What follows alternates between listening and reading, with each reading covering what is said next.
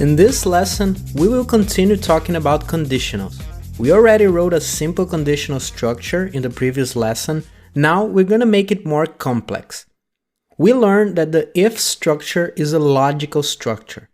It evaluates Boolean values to decide whether executing blocks of code or not. We are now going to create a program to evaluate the grades of a student and see how we can test multiple conditions using nested if structures. The first thing we will do is ask for grades of two tests made by a student. So grade 1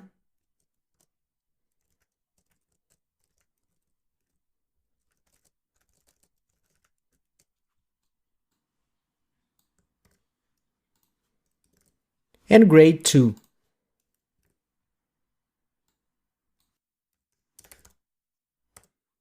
We are also going to ask for the number of absences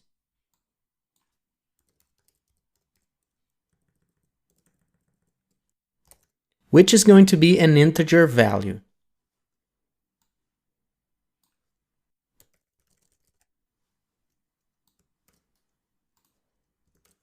We're also going to need the total number of classes so we can calculate the attendance rate.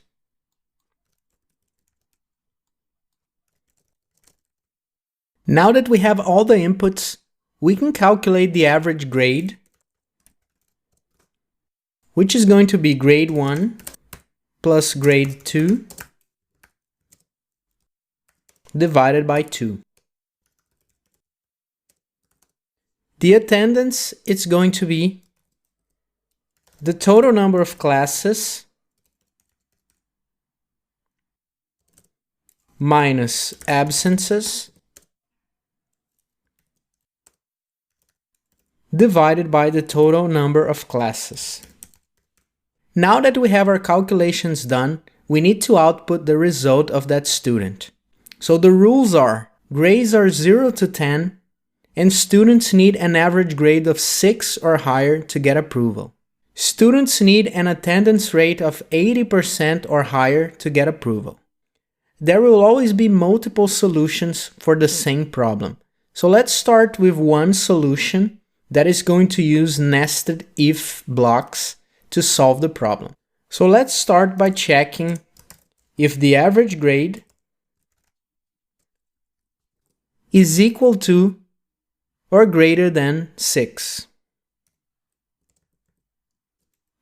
If this is true, we don't know if the student was approved yet, because we still need to check if he had more than 80% of attendance rate. So inside this if structure, we're going to open another if structure. So inside here, we're going to check if attendance is greater than or equal to 0.8, which is 80%. So if we get inside here, it means that the average grade is higher than 6 and the attendance rate is higher than 0.8. So that means the student was approved. So let's print the student was approved.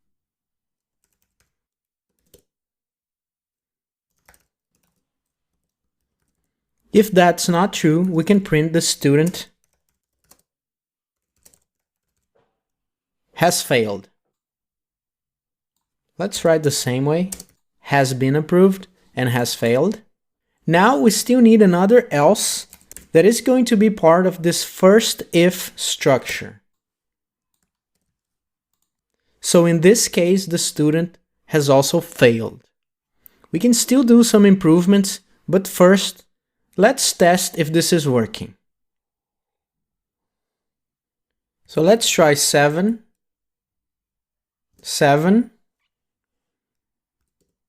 2 absences in 20 classes.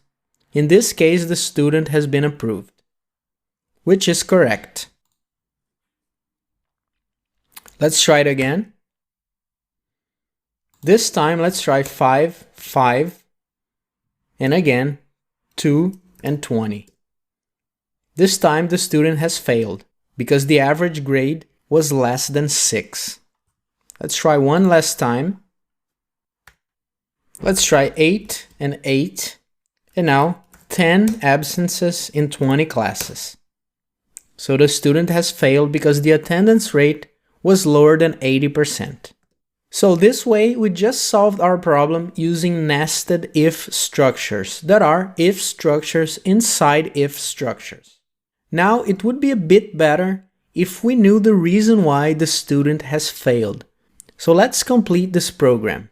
So in case we are in this else statement, it means that the average grade is higher than 6, but the attendance rate is not higher than 0.8. So in this case, the student has failed due to an attendance rate lower than 80%. If we get to this else statement here, it means that the grade is lower than 6. So we know that it was due to the grade, but we don't know about the attendance. So we're gonna have to write another condition here. So in this case, we're going to start an Elif, and if we get here, it means that this test has failed. So the average grade is lower than 6. So in this case, we just have to test attendance again. And if the attendance is higher than 0.8, we know that the student failed due to... Now, if we get to this point, it means that the grade is not greater than 6 and the attendance rate is not greater than 0.8. So this means that the student has failed due to an average grade lower than 6 and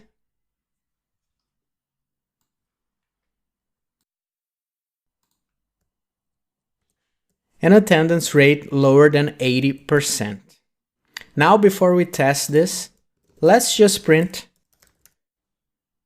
the average grade and the attendance rate before giving the result.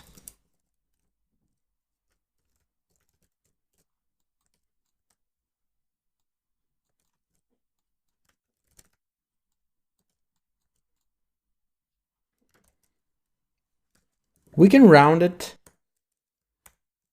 to 2 decimal places. The attendance we can multiply by 100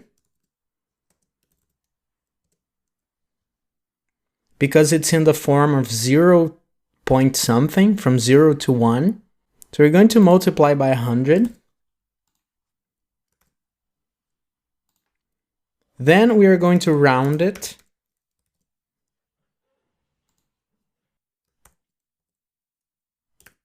and we are going to convert it to string. So we can concatenate with a % sign.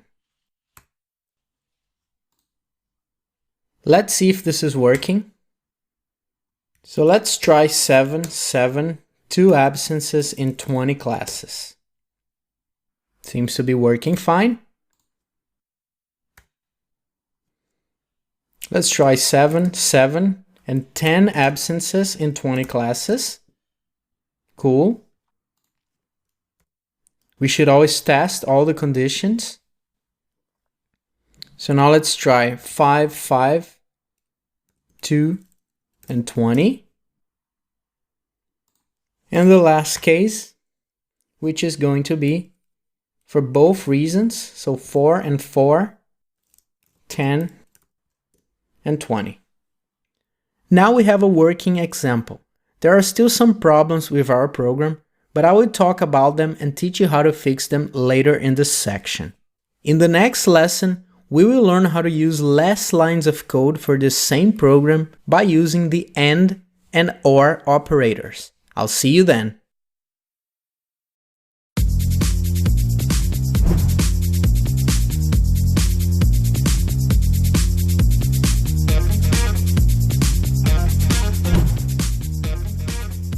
In the previous lesson, we created a program to calculate the grades and output the result of a student. We used the nested if structure to solve our problem, and now we are going to learn 2 new operators, the AND and OR operators, and solve this problem in a different way. So what those operators do is testing multiple conditions at the same time. So here, instead of making a nested if statement, we could use the AND statement and at the same time test if the attendance rate is greater than 0.8.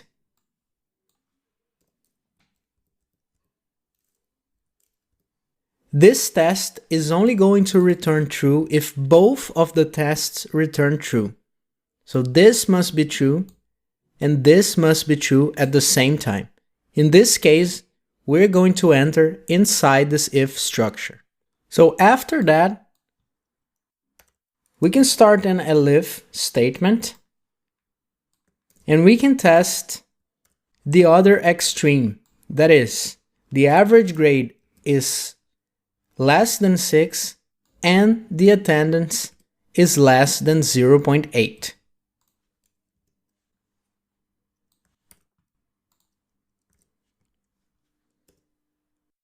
In this case, we know that the student has failed for both reasons.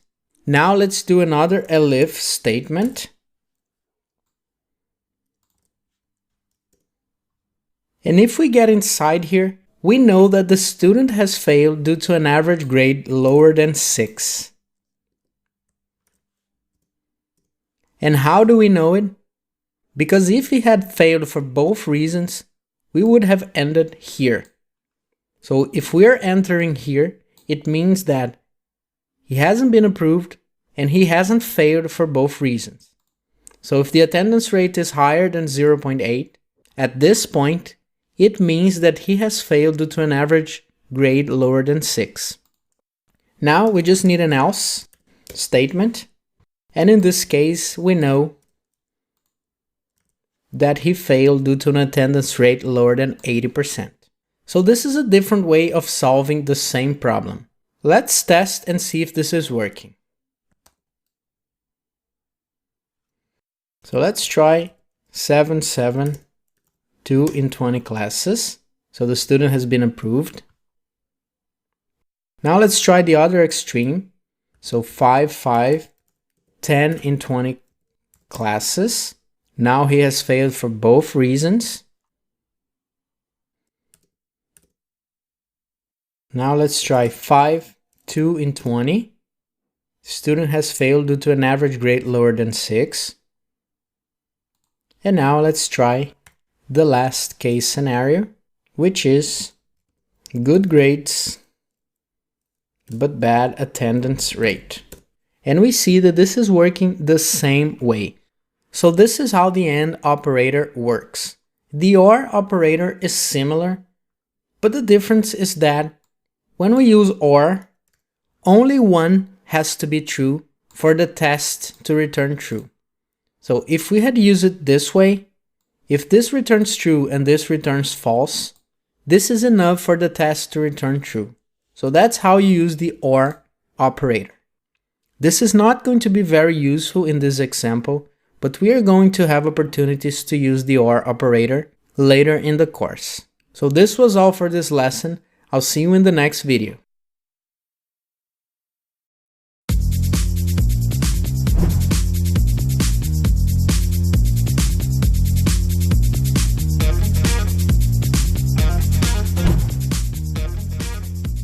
Let's do an exercise to practice what we just learned about conditionals.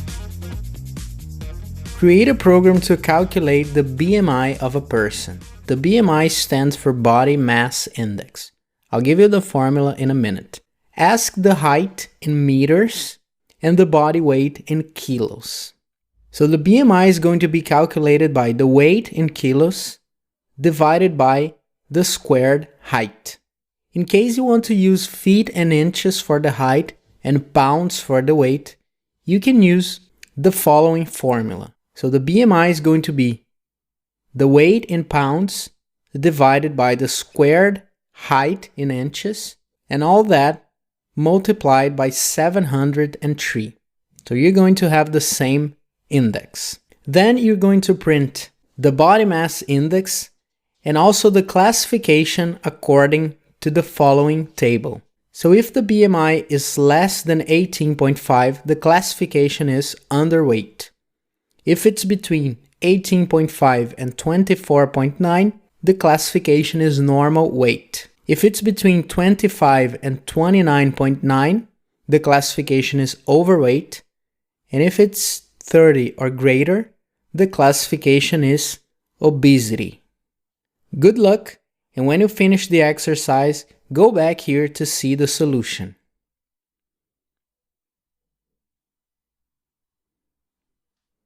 So let's start by asking for the height and weight of the person. In this case, I'm going to be using meters and kilos.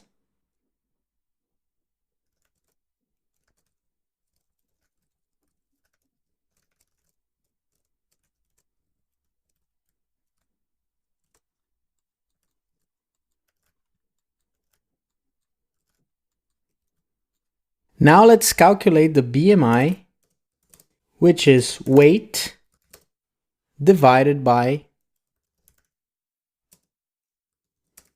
squared height. Now we can print the rounded BMI.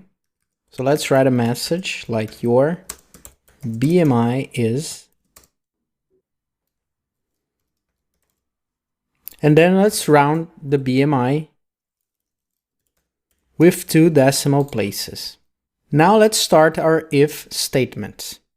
So the first test is going to be if the BMI is less than or equal to 18.5. In this case, the classification is going to be underweight. Now let's start an Elif, which is another condition. So if this is not true, we can continue in the structure. And here I'm using parentheses. We don't have to, we can do it like this, but I like using parentheses to organize the code a bit better. So the second one is going to be if the BMI is greater than 18.5 and the BMI is less than or equal to 24.9. In this case, the classification is going to be normal weight.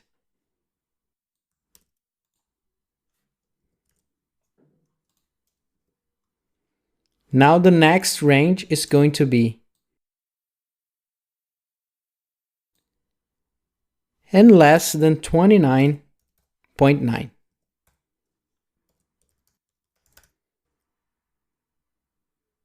In this case, the classification is overweight, and now we only need an else statement.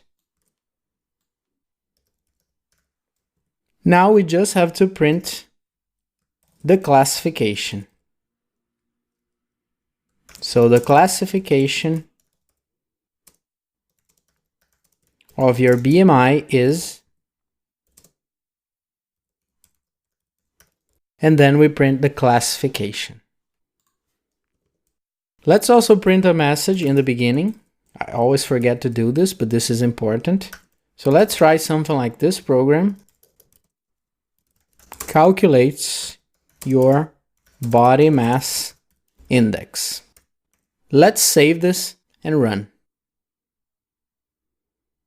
So let's try 70 kilos and it's 1.7 meters tall.